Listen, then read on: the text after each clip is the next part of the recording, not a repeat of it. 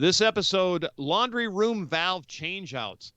This week, both Larry and John had very similar jobs. We were changing out washing machine valves or laundry room valves. It's not the valves on the washing machine; it's the valves in the wall.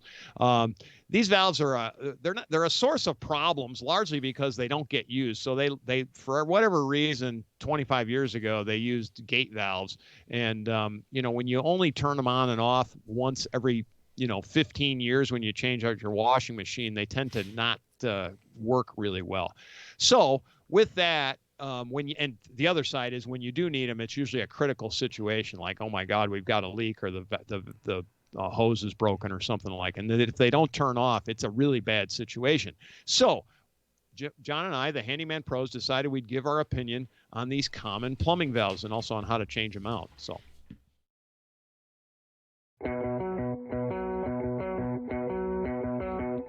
Welcome to the Handyman Pros Radio Show, home improvement and maintenance tips from the pros. Thanks for listening to another edition of the Handyman Pros Radio Show, where our goal is to help save you time, money, and aggravation on your home maintenance and repair.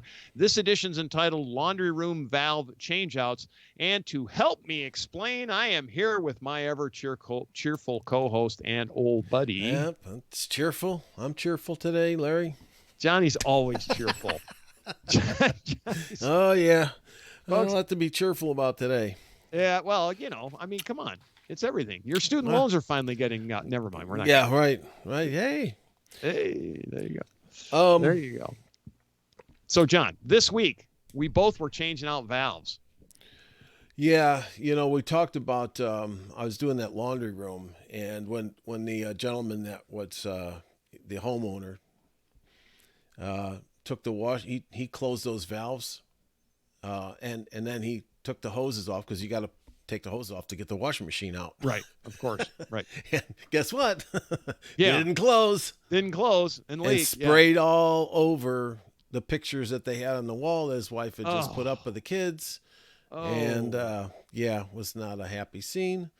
So that prompted everything to, he remembered where his main shutoff was that we always harp about here, to, know where that's at in your house so you can turn all the water off before it becomes a major mess. Major flood like my client had, where it cost him $70,000. By the way, insurance, but still, it was. That's a major disruption. And but I did like, the intro there, Larry, is that, you're spot on, is that these valves, they never get used. No, they never get used. And so therefore they basically dry rot in location. They just don't, there's gaskets in there, and that's exactly it. And the gasket, on one of these that I was looking at, here comes a big piece of gasket. Gasket. It was just, it's just awful. Those old gate valves or whatever they are. Most of those things are just, they're awful. So folks, for you people in Radio Land, a gate valve is the ones that have the little turn tops where you turn it multiple times. It's you turn it round and round and round and round and round. They've got the little wheel on the top. Yes. That's what we call a gate valve. And what reason it's called a gate valve is some of them actually have a gate that comes down and blocks the water, and some of them just have a gasket that closes. But in general, they're called gate valves. Yeah. So anyway. Now, and those things are, we've talked about this before. They're notorious for just that reason. That they either just the gasket inside rots away after a while. The top piece on the packing is then they start leaking out the top. It's just it's a mess. But so another instance is not just moving your washing machine. Let's say that you're conscientious and you say, hey, you know what? I haven't replaced those hoses on my washing machine in a while. And you might, folks, that's another tip here, is that, every so often, it's nice to keep some fresh hoses on there, because you might come home one time and that's a source of where a lot of leaks come from, either from an ice maker or in a laundry room. It's much, much more common than you think. And when those hoses burst, they burst. They generally burst. Yep. In general terms, they burst. Like a blowout in a tire. They'll get bubbles on them. Folks, if you have a bubble on your hose, it's time to change it. Yeah, an aneurysm. Yeah, it's basically right. It's a great way to put it. It's an aneurysm. Anyway, but yes, there's a reason too, John, why if you go into the big box stores and you look at the quote premium hoses, that those two hoses are $35. And the reason is that they're stainless steel reinforced Kevlar. So those are basically Yeah. it would take more than your lifetime before they'll actually break, but that's why they're so expensive. And there's a reason, folks, I would tell you pay for them. Literally, I have this client and he had a blowout. Nobody was in the home. 2 inches of water later, everything has been, the home is still not done. That's been, what is this? So it's been almost 6 months and they're still not done fixing the home. All the kitchen cabinets, everything downstairs. It was on a slab, Yep. all the drywall, they had to do mold remediation, the whole deal. It's not fun. I had a neighbor that they went out for the weekend, came back and theirs blew, and he had just done, and this was on he had the basement remodeled right before then. That It's whole to redo the basement. Yep. Wiped out. Yep. Open the door, water's running out the door. So anyways. So that's the why. Yeah, that's the why. There is the why. Why you should That's think the takeaway right about now. doing this. And again, the goal is we're trying to stop leaks without having to turn the water off, the whole water in the house, because that's just really, it's kind of a hassle. Now you do what you have to do, right? Of course. Right. But you got to do that. But what are some of the things to consider with this, John? So if you're thinking about doing this yourself, what would you consider? What are the things that you look at? Well, when you're going to do it yourself, there are certain products to look at. And I'll let you explain those, Larry, because I know you use them a lot. But there's certain products you wanna look at that make this very easy. There's a number of ways that these valves are installed behind the wall, and that is, some of them are into copper pipe that's sweated on, that's actually soldered to those valves. Yep. And just step one, just a thought process when you're going to do this, you're going to wind up cutting the drywall out. Okay. Most of the time. Yes. And most of these valves that I've seen, now I have seen some that you can unscrew and put new valves on. Okay. Pretty rare. I think I very rare. I usually come across ones that are either in copper or in other types of plastic pipe that's coming up from the water supply lines, but they're all behind the wall, and you're going to wind up cutting the drywall. Not a big deal. Don't be afraid to do it. Find the studs. We'll talk about that in a minute, but that's something to consider. So. Here's the good news: as a DIY project, it's usually behind the washing machine in the laundry room.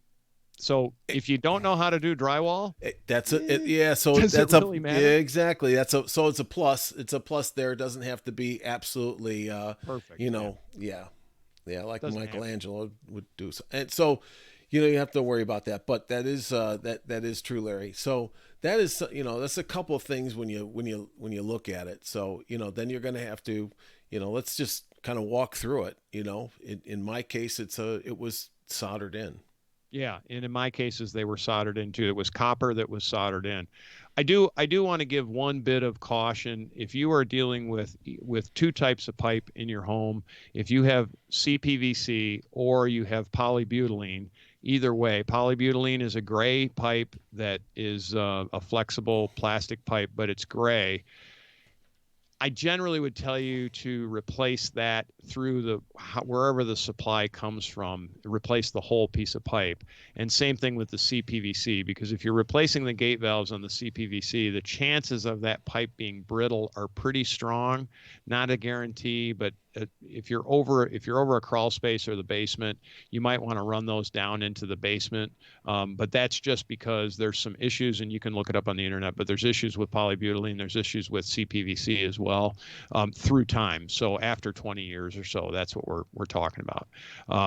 Copper, generally not much of a problem, other than it's soldered in. So with that, if we're looking at it, mine were soldered in. So what I did is I started off, I cut the drywall. How did I cut the drywall? I found the studs. I have a stud finder. But you can pretty much be guaranteed almost 9.9% of the time they're on 16-inch centers. So what that means is that there's a stud every 16 inches in your wall.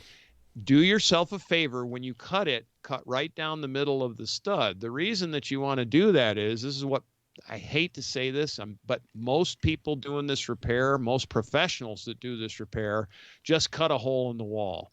If you cut down the stud bays, you can attach it, the piece you take out, right back to where it goes in. So do yourself a favor and find the studs and cut down the center of the studs when you cut that wall bay out, because you can replace the piece without a lot of effort to do your drywall. Does that make sense, John?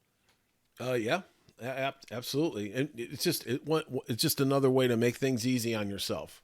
Yes, and it just saves you effort, time, money, and aggravation. Really, is what it saves you. It just saves you because you're time, gonna money, and make the cut big enough so you can work behind there. If you're Yes. gonna cut it, cut more than less. Exactly. As far as a panel, cut a panel out. Yeah. Like, so cut down 2 feet if you need to. It's not now if you goof it up, not a big deal, because you can go to the big box store and buy yourself. They have like a 2 foot by 2 foot sheet of drywall just to repair, just for little repairs. So you don't have to walk out of there with a great big 4x8 sheet or whatever. You can buy something.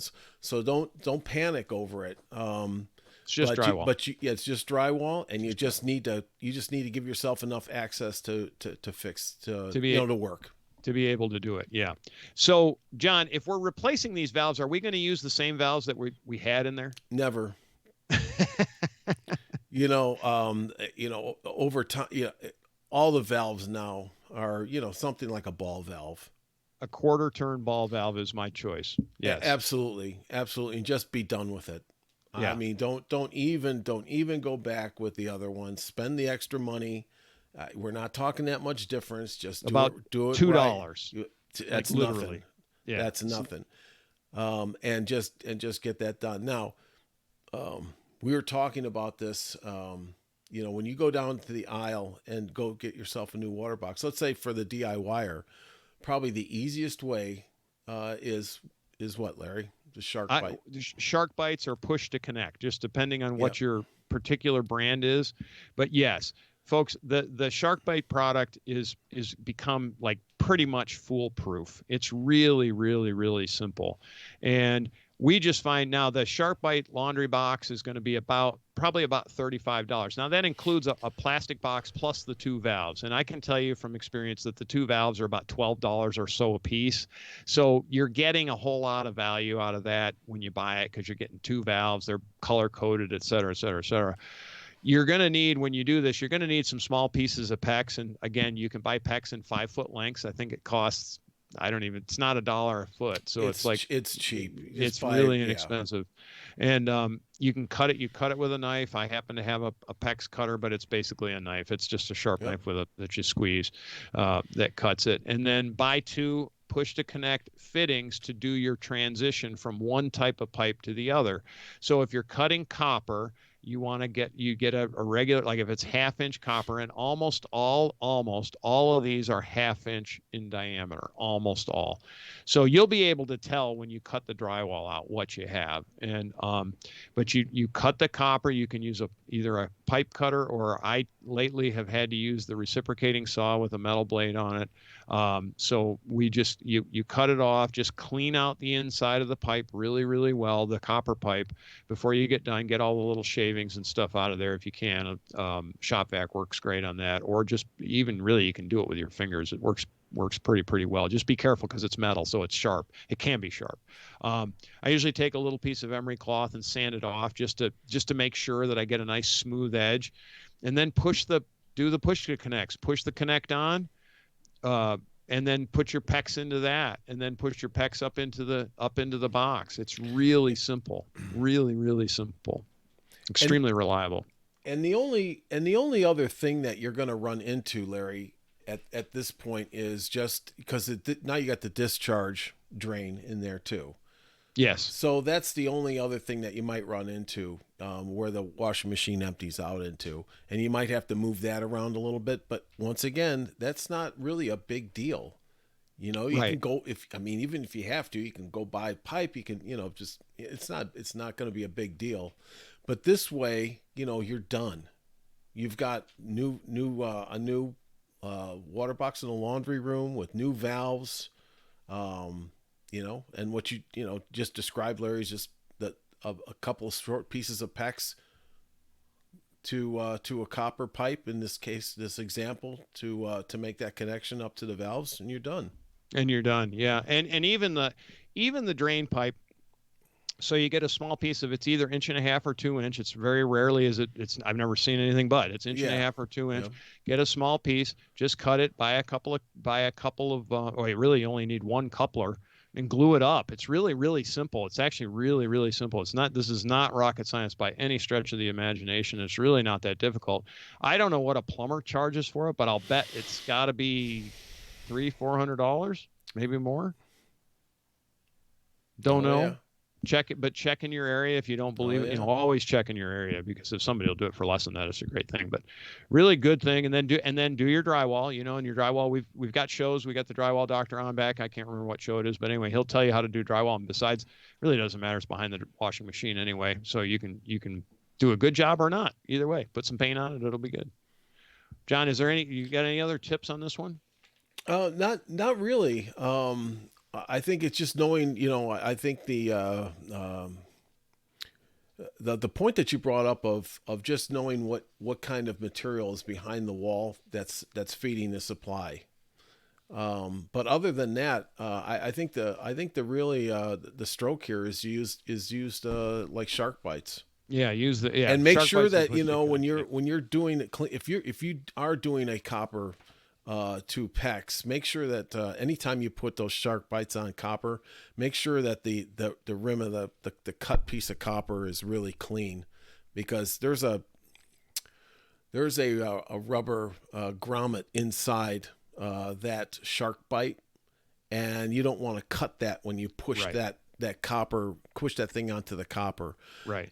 And make sure, and you can hear, there's a lot of digs on shark bites, but many times it's because they're not installed properly and they're not pushed all the way in. They have to be pushed all the way in. Okay. Yeah. And there's measurements on there to show you how far in it needs to go. Exactly. I was going to say it's about 1/2 inch. It's quite a bit farther than you might think. And so they push way down. And when you cut the piece of PEX, make sure you account for that. So, understand it's going to go pretty deep into that pipe too. Yeah. So just as another little bit of a tip, but pretty simple project. Having ball valves there, what a difference. Yeah. Wow. Yeah. Wow. I mean, off they go, done. Yeah. On and off. And they don't tend through time. They don't tend to, even if you don't use them, you don't have issues with them over time. I mean, they always seem to work. Yeah. So far, so good for me. I'll tell you. Yeah. So far, so good. Having problems with them. Not like the other ones.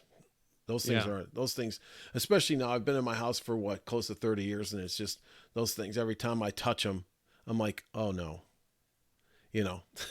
Well, Johnny, basically at your house right now, it's about any time you touch anything. Like John, folks. Yeah, hey, I'm afraid to go to the bathroom. Wood rot that he didn't realize existed. He's like, man, I found more wood rot. Like every week, it's like a new section of wood rot. I'm like, well, man, yeah. I mean, I just rebuilt those garage doors too, because I'm cheap. I don't want to buy new garage doors yet, and that was a lot of work. We need to do a show on that, because those are actually, you did a great job. No, you did a great job. Like you can't really tell. And so, not that this is a project that's, well, I don't know. I guess you could try it.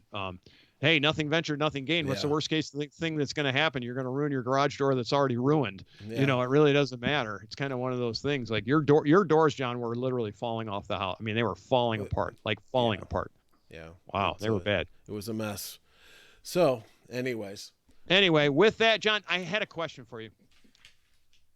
So the last time you were taking apart a spaceship, did you find any ball valves in there, or did they use some kind of technology we don't know about yet? I don't know, Larry. Valves, ball and valves is, just, I don't know. Let's not go there, Larry. Let's not go there, John. Let's not go. This is a family show, let's just not go there.